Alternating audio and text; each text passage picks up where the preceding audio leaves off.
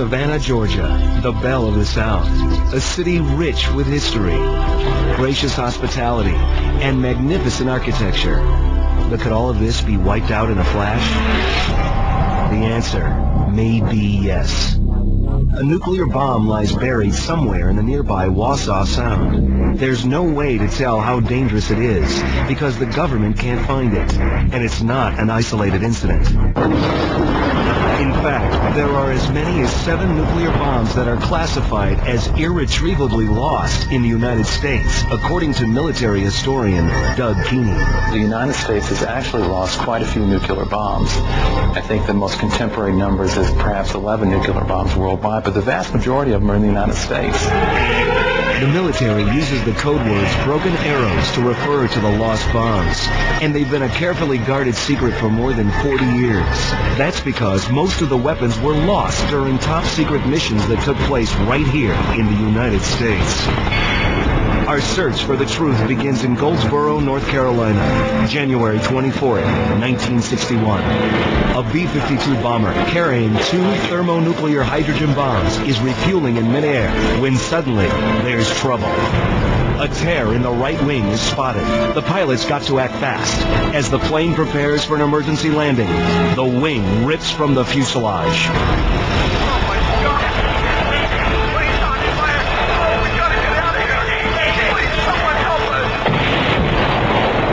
Explodes in midair and crashes into a cotton field near Goldsboro. Several crew members are killed, but miraculously, neither nuclear bomb detonates. A team of military investigators rushes in to retrieve the weapons. 1 bomb is found, but the other has vanished into the soft, muddy earth. The government very deliberately kept many of these accidents secret, both at the time and even to the present day. Goldsboro is littered with secrets that the government wants to maintain.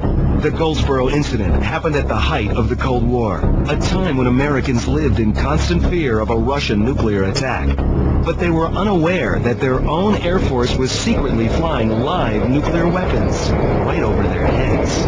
They were flying simulated combat missions over our homes, over our churches, over our houses, over our neighborhoods, oftentimes with nuclear bombs. The attacks were generally carried out overnight. You're sleeping safe in your bed, and we're practicing wiping out the world. Nuclear arms expert Stephen Schwartz says the military used these secret missions to teach bombardiers how to arm and deploy nuclear weapons during combat. Back in the 1950s, when we were first getting into this, the Strategic Air Command wanted to make sure that we could actually carry out an attack, which means that you have to practice and pretend like you're actually going to attack somebody, because the last thing that the military wants is to have somebody in a plane or a missile silo somewhere saying, gee, is this really a good idea? But Schwartz questions the safety of flying armed nuclear weapons over U.S. soil. Stand by to release. Ready now. There's no reason why defending this country required us to subject the citizens of this country to accidental nuclear attack. The military gave up its search for the Goldsboro bomb years ago, claiming that this steel capsule of nuclear material had sunk so deep into the ground that it no longer posed a threat. But Doug Keeney says the most horrifying secret buried in Goldsboro is how close the bomb came to detonating. Top-secret documents reveal that the weapon nearly exploded as it plummeted to Earth. The bomb involved in the Goldsboro crash came closer than any bomb ever to exploding. There are 6 fail-safe gates in any thermonuclear bomb, and when they finally analyzed the bombs that they did recover, they found, much to their horror, that 5 of these fail-safe gates are activated. But for one fail-safe gate, Goldsboro, North Carolina wouldn't be here today. Goldsboro was a close call, but Keeney and other experts agree that the most controversial case involving a broken arrow occurred in Savannah, Georgia.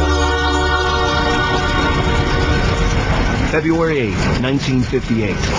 A B-47 armed with a nuclear bomb has just completed a nighttime training mission. The pilot of the bomber, Howard Richardson, is about to head back to base with his crew. All of a sudden we felt a joke, and it was really a joke. profile and I just immediately knew something. We knew it must have been a mid-air collision because nothing could have jolted us that much. And we looked down and there's a fireball on our right wing. Richardson's B-47 has accidentally been clipped by another plane, a U.S. fighter jet. His number 6 engine is dangling from the wing. Richardson knows the only way to safely land his plane is to drop the nearly 8,000-pound hydrogen bomb. And the first priority was the safety of the crew. So I decided we just going to get 7,600 pounds lighter all of a sudden. Richardson has been told by his superiors that the bomb is unarmed, so he decides to release the weapon over what he thinks is open sea. But it accidentally lands in the nearby Wassaw Sound. And recently declassified documents reveal another secret. The bomb may have been armed after all.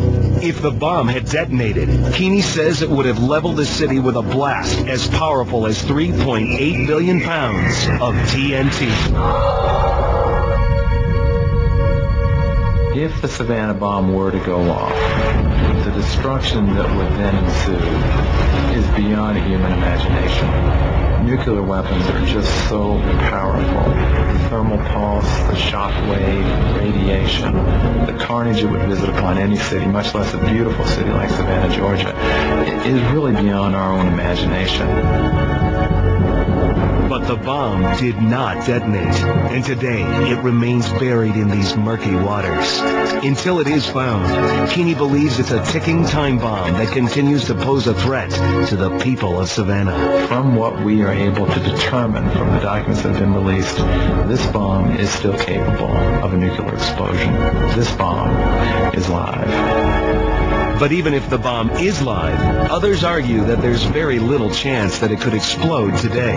Does it stand a chance of going off accidentally at this late date, being so waterlogged and corroded? Almost certainly not. But it nevertheless should be a matter of concern. The military stopped searching for the Savannah bomb only 6 weeks after it was lost. Some say the investigation was just too expensive. They just decided that it wasn't worth the time and money to try to find a bomb that they could, after all, get easily replaced by the Atomic Energy Commission. The U.S. government apparently has no plans to resume the search for the Savannah bomb, and it refused our requests for comment. But Howard Richardson wants the government to find it and put an end to the speculation that the bomb is still live. I wish they'd go back in and settle this once and for all, because I think the detection equipment is much better than it was back in those days, 42 years ago. But the military's best-kept secrets are not all decades old. Some involve events that are yet to come.